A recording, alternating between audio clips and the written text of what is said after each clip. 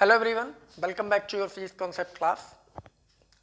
And today we are going to discuss a very small topic in this class.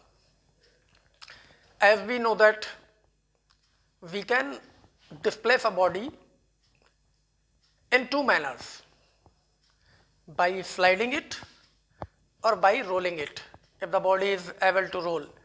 Okay. But we can slide or roll a body also in two manners.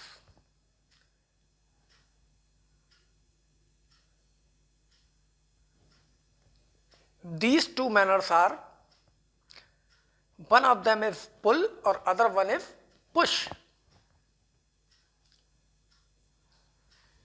So just we are going to discuss that.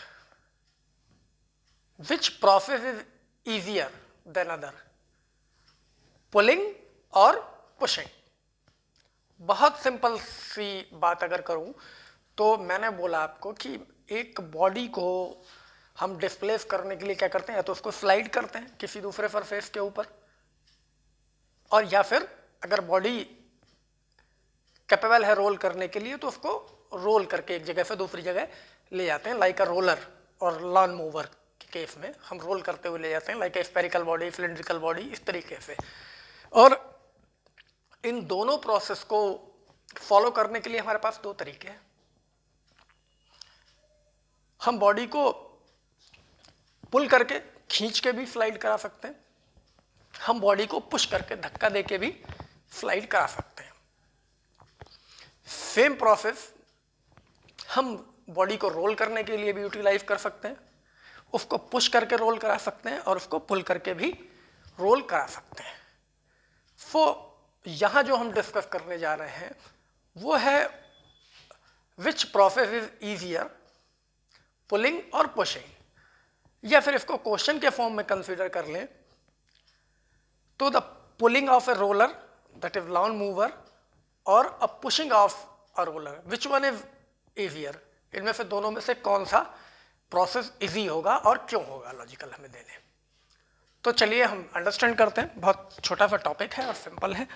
तो पहले तो मैं आपको एक body को role करने के roller का क्रॉस सेक्शन शो करता हूँ। जनरली जैसे ये एक रोलर का क्रॉस सेक्शन मैं आपको शो कर रहा हूँ,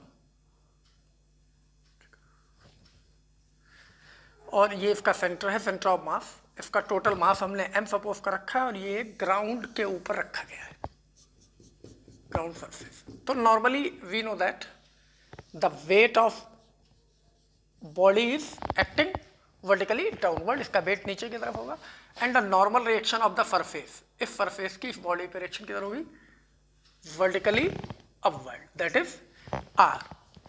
तो इन इक्विलिब्रियम और in the state of rest जब ये रखा हुआ है जस्ट, तो ये r mg आपस में बैलेंस है फॉर द वर्टिकल इक्विलिब्रियम और कोई अप्लाइड फोर्स नहीं है, मतलब ये रेस्ट में है। ओके, ये इसकी हमने फर्स्ट कंडीशन यूज की। अब हम एक कंडीशन और यूटिलाइज करेंगे। हम इसको इसी ग्राउंड को फिर से एज्यूम करते हैं, फिर से इसी रोलर को एज्यूम करते हैं, ठीक है।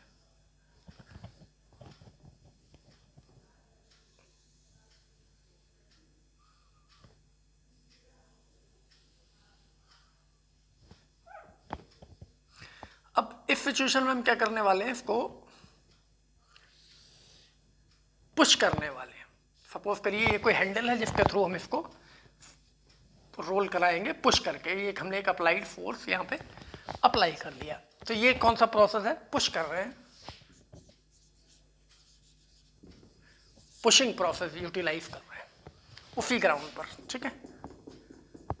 एक डायग्राम हम और देखते हैं, थर्ड। सिर्फ इसी रोलर को फॉर्म कर रहे हैं,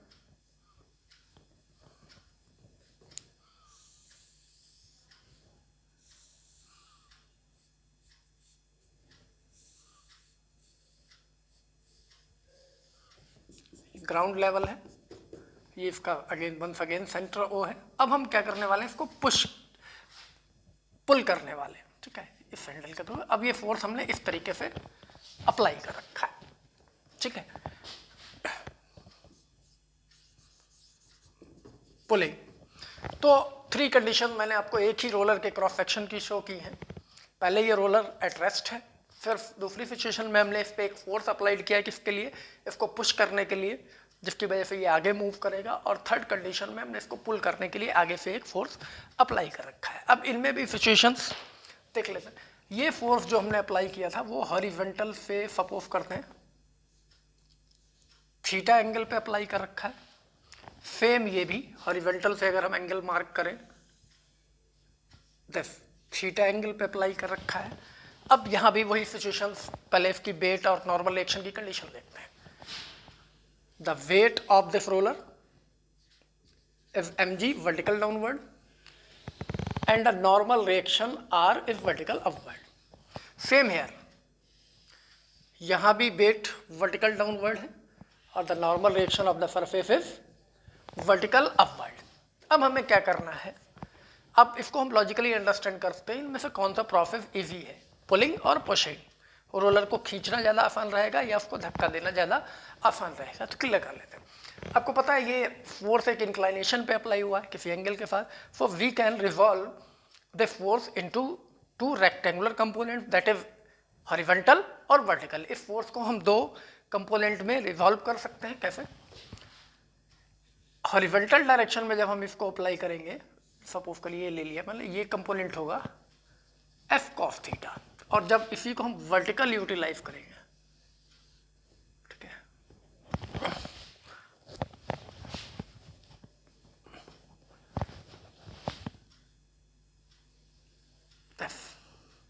तो ये कंपोनेंट होगा F sine theta. Okay,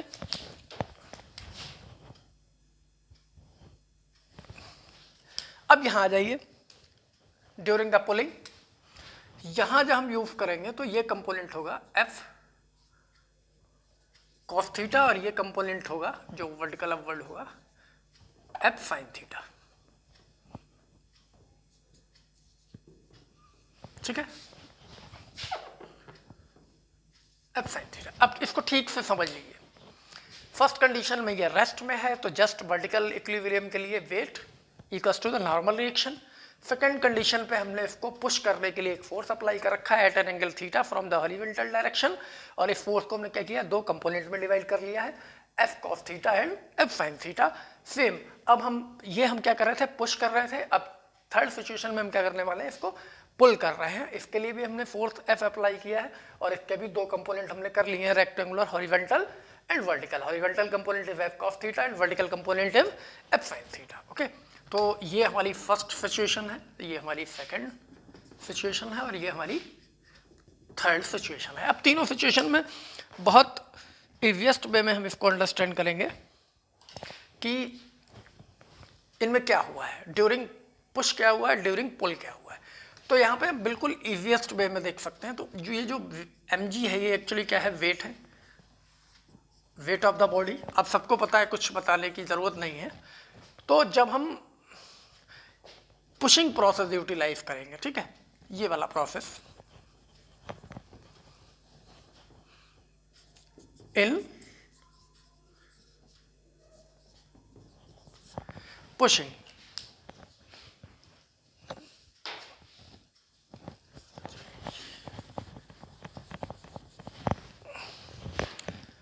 mark, ठीक है,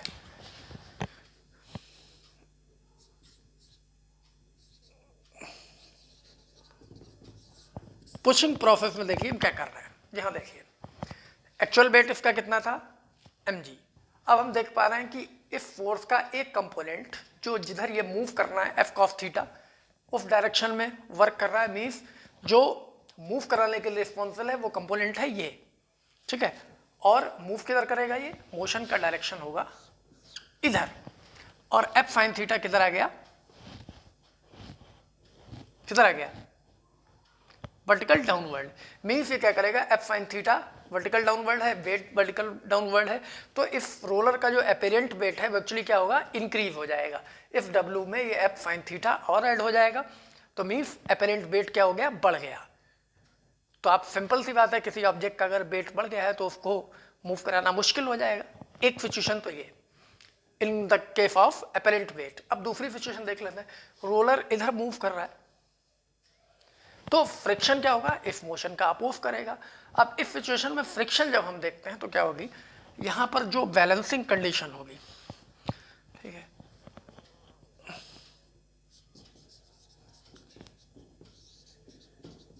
द फ्रिक्शनल फोर्स, जो F की वैल्यू होती है वो होती है mu R.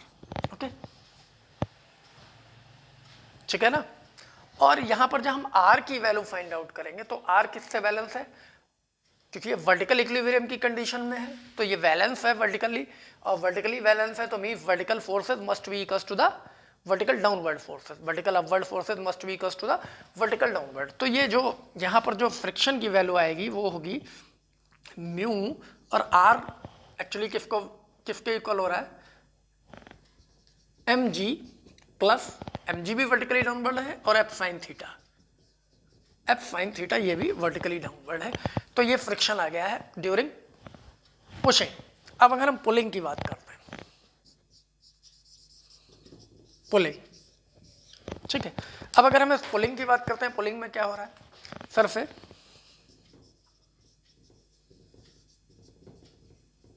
The frictional force की अगर हम बात करें तो F equals to again mu R और म्यू, और जब हम पुल की बात कर रहे हैं तो यहां देखते हैं R भी वर्टिकल अपवर्ड है, F sin थीटा ये कंपोनेंट भी वर्टिकल अपवर्ड है, और डाउनवर्ड क्या है, ओनली वेट।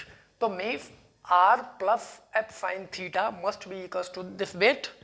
तो जो नॉर्मल एक्शन एक्चुअली होगी इसकी R की वैल्यू वो क्या हो जाएगी, mg और mg के opposite F sin theta work कर रहा है, तो इफेक्टिव वैल्यू जो होगी वो क्या होगी R की इस सिचुएशन में, वो होगी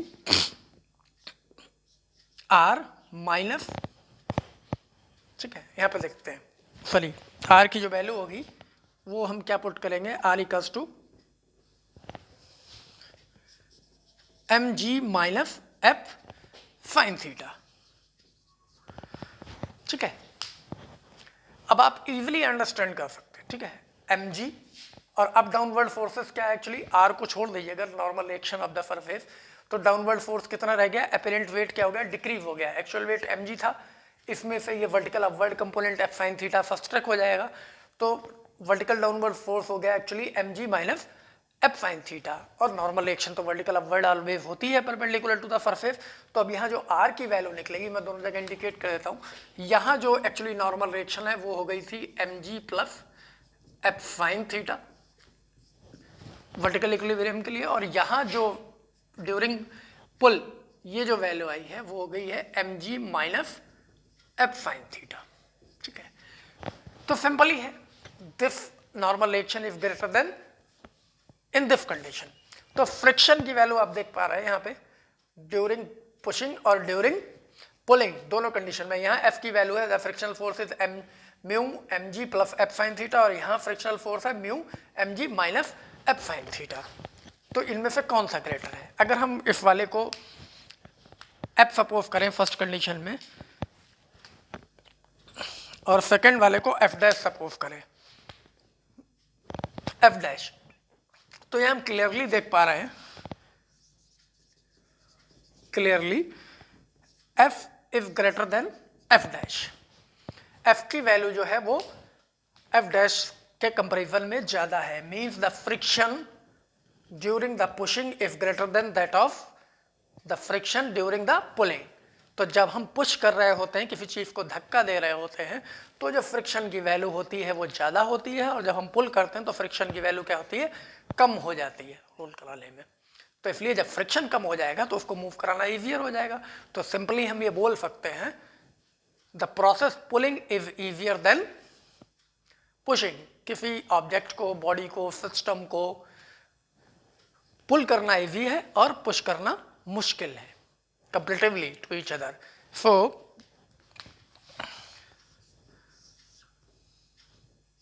the process pulling is easier than the pushing. और normally 11th standard पे क्वेश्चन भी पूछा जाता है, why it is easier to pull a lawn mower or roller than push it. So you can explain easily by knowing this properly why it is easier to pull a body to push it. I hope you understood properly reason behind the topic, and that's all for this particular class. Now we will meet in our next class. Till then, goodbye.